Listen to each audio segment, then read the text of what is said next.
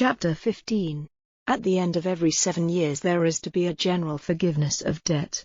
This is how it is to be done. Every creditor is to give up his right to whatever he has let his neighbor have. He is not to make his neighbor, his countryman, give it back, because a general forgiveness has been ordered by the Lord.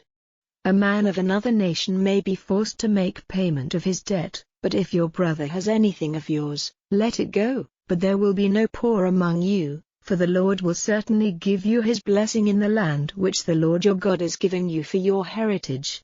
If only you give ear to the voice of the Lord your God, and take care to keep all these orders which I give you today. For the Lord your God will give you his blessing, as he has said, you will let other nations have the use of your money, but you will not make use of theirs.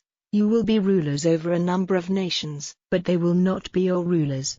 If in any of your towns in the land which the Lord your God is giving you, there is a poor man, one of your countrymen, do not let your heart be hard or your hand shut to him, but let your hand be open to give him the use of whatever he is in need of. And see that there is no evil thought in your heart, moving you to say to yourself, the 7th year, the year of forgiveness is near. And so looking coldly on your poor countryman you give him nothing, and he will make an outcry to the Lord against you, and it will be judged as sin in you. But it is right for you to give to him, without grief of heart, for because of this, the blessing of the Lord your God will be on all your work and on everything to which you put your hand.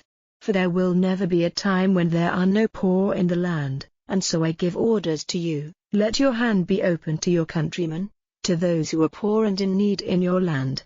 If one of your countrymen, a Hebrew man or woman, becomes your servant for a price and does work for you 6 years, in the 7th year let him go free.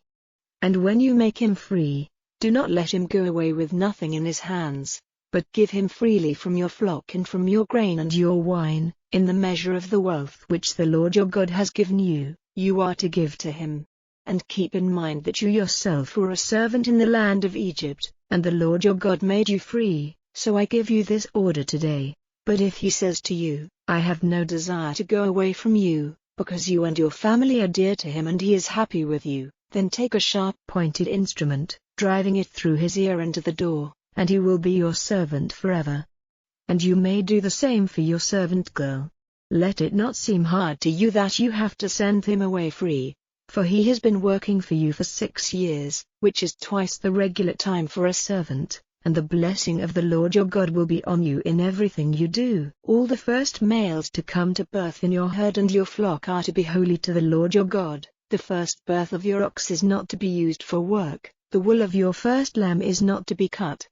But year by year you and all your house are to take a meal of it before the Lord, in the place of his selection.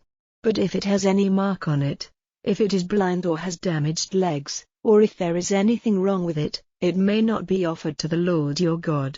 It may be used for food in your houses. The unclean and the clean may take of it, as of the gazelle and the roe. Only do not take its blood for food, but let it be drained out on the earth like water,